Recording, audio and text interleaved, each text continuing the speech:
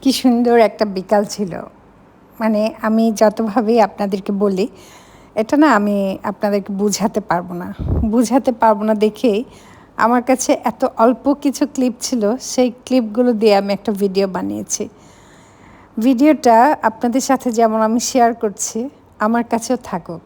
আমি একটা অপার বিস্ময়ে সমুদ্রের বুকে ঢেউ ভাঙা দেখেছি, একটা বিকালকে সন্ধ্যায় গড়াতে দেখেছি, সন্ধ্যাটাকে রাতে গড়াতে দেখেছি।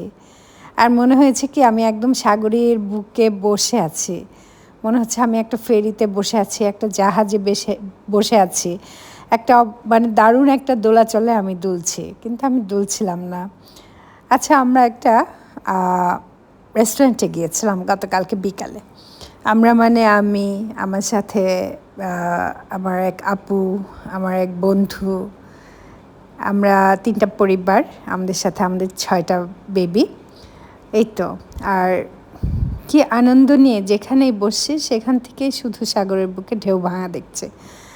সূর্যটা মেঘের আড়ালেই ডুবে যায়।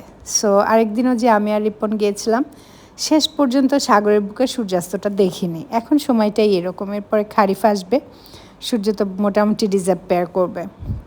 অনেক গরম ছিল, অনেক বাতাস ছিল, মানে উড়ে যাচ্ছে বাতাসে, তারপরও না কেমন একটা গরম।